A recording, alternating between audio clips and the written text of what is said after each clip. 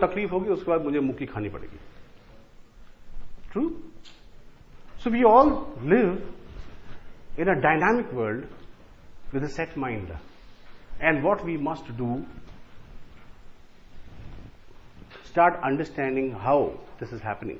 देखो, पहली बात ये कि ये हम सब इंसानों के लिए स्वाभाविक है. हमारे अंदर कुछ ऐसी डाली गई है at the instinctive level which is operating for our benefit. But अक्सर क्या होता है ना, दायरा सीमाएं बन जाती है. दायरा तो हम बनाते हैं कि अच्छा है हमारे लिए, लेकिन वो सीमाएं बन जाती तो तकलीफ देती है. Similarly, even a set mind or a mindset is essential for our own survival, but it will keep you in survival forever, not progress. हम कोई भी नया चीज कब सीखते हैं इंसान, आम इंसान, जब पीछे रह जाने का एक डर हो जाता है. अरे बेटा सीख ले वरना, हम तुरंत सीख जाते हैं. क्यों? क्योंकि हमारे इंस्टिंक्टिव ब्रेन जो एक सेट माइंड के साथ काम करता है वो तभी सीखता है जब सर्वाइवल पे बनाती है. So while it is important for your survival, it is not adding your progress. That's what happens. तो सर्वाइवल में हम कुछ करने की जरूरत नहीं. जिंदगी ऑटो पायलट पे चलती. ऑटो पायलट कि मेरे एक मित्र हैं जो हवाई जहाज उड़ाते हैं, बोलते यार हम लोगों को ना अब पायलट नहीं बोलता कोई, सब बोलते कॉकपिट मैनेजर है. कॉकपिट मैनेजर क्यों भाई? बोले कुछ करना तो होता नहीं है, उड़ाते वक्त थोड़ा ध्यान देना होता है, उतारते वक्त ध्यान देना होता है, बाकी सब बटन दबा दिया अपना आराम से बैठ जाओ. ऑटो पायलट पे चलता है. तो हमारी गाड़ी जो है जिंदगी की वो ऑटो पायलट पे चलती है. 98% of what we do in everyday life does not require us to think at all.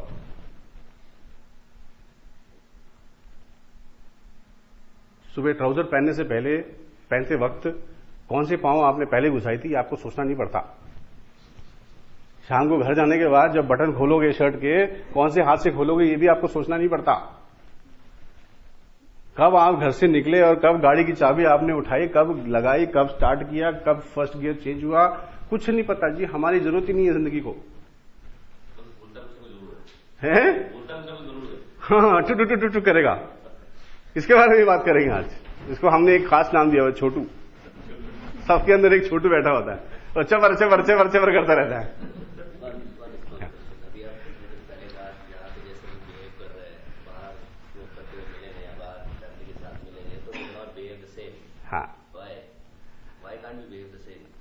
Because our ego states have changed. Why can't we change? It will change. और जैसे कल हुआ था ना, मेरे दोस्त आए थे, जैसे उनको धक्का पड़ा तो उन्होंने क्या किया, इंस्टिंक्टिवली धक्का मारना शुरू कर दिया. वो इंस्टिंक्टिव है. So ego states will change instinctively. You can change. If you are present to the dynamic world, you will change.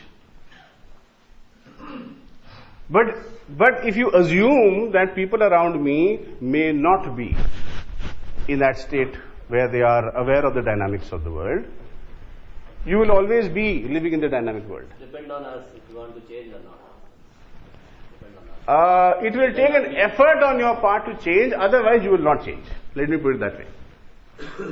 अगर मैंने चेष्टा करी तो बदलाव आएगा, नहीं तो जैसा चल रहा है वैसे चलेगा. मतलब जब भी इंक्लूसिव कमिटमेंट आएगा, कहाँ गया भाई, हाँ, जब भी इंक्लूसिव कमिटमेंट की जरूरत पड़ेगी चेंज होगा, जब भी नॉर्मेटिव कमिटमेंट की जरूरत पड़ेगी चेंज होगा. तो वो अगर वो कोशिश नहीं करेंगे तो वो चेंज कभी नहीं होगा. नहीं होगा, चाहे वो कितना स्टडी कर ले, कितना पढ़ ले, वो ज्ञान. हाँ, see we started this programme with one more statement where we said what you know is not what you do. And to know something and not do is there in that book, in case you want. To know and not do is equal to not knowing. तो ऐसा नहीं ज्ञान की कोई कमी है, लेकिन वो one of the biggest hurdles to knowledge getting into practice is our instinctive behavior, which is only survivalistic, not necessarily progressive, but survivalistic. किसी ने कल ने बोला कंफर्ट जोन. कंफर्ट जोन बनता क्यों है? क्योंकि उसके अंदर सर्वाइव बना हुआ मजेदार है. वैसे तो आप कामते रहेंगे, जंगल में अगर ले जाएं आपको तो आप वैसे कामते रहेंगे, शेर आ जाएगा, चीता आ जाएगा, ये आ जाएगा, वो आ जाएगा, लेकिन जैसी नींद आ जाएगी तो क्या होगा?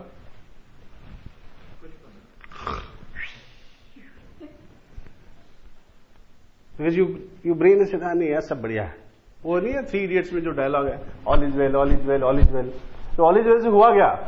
जो मेरी जो रेप्टिलियन ब्रेन है ये शांत हो गई, बोले हाँ ठीक है यार, let me trust and see what happens. That's all that happened, because this instinctive guy considers a loss to be a survival issue. That's the problem.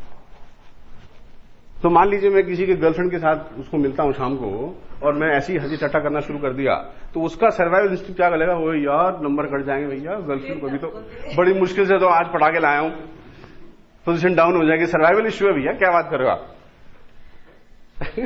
क्या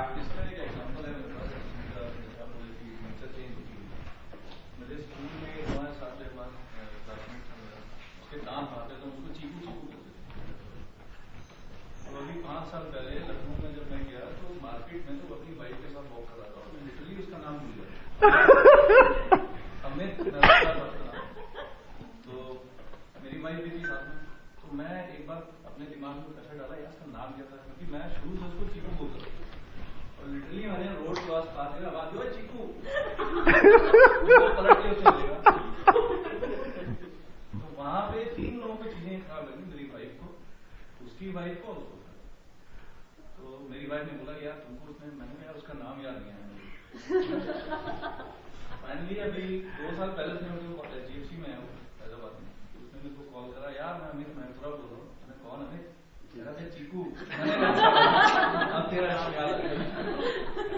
तो ये Absolutely. See, when we meet our friends with our wives, what happens? It's not as comfortable as meeting alone, is it? It's very stiff. क्यों? क्योंकि वहां हमारा अबे नहीं चलता ना। वहां अगर अबे चला दिया तो the two women are going to be absolutely uncomfortable. And if they are uncomfortable, you can't stay comfortable. Come on, let's not kid ourselves. They'll make sure you're not comfortable. इसलिए जब 4 दोस्त मिलते हैं, 4 यार मिलते हैं, तो they prefer a glass of something else. कि भैया लूजर होने का एक और बहाना है। इनफैक्ट हमारा एक दोस्त था, अब उसका नाम ऐसा क्यों पड़ा मुझे नहीं पता, नाम पड़ा हुआ गोरा चिट्टा हैंडसम सा लड़का, उसका नाम पड़ गया जी पेंदू। अब 4 साल वो स्कूल में साथ था, पेंदू पेंदू, मेरे को नाम ही नहीं पता उसका, पेंदू। फिर कई साल बाद में एक ऑफिस में गया मीटिंग करने के लिए, और कैबिन के छोटे से विंडो से देखा पेंदू बैठा हुआ है। मैं क्या इसका तो नाम ही नहीं पता, क्या करूं क्या करूं। और जैसे ही मैं अंदर घुसा, हेलो हाय हुई, इतने में 3 लोग और घुस गए मीटिंग करने के लिए, नाम पूछने का टाइम ही नहीं मिला।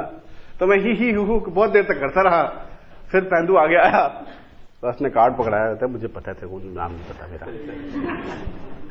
प्रदीप सक्सेना कब पेंदू बना मुझे नहीं पता जी, लेकिन दोस्तों में ये हो जाता है। So we live in a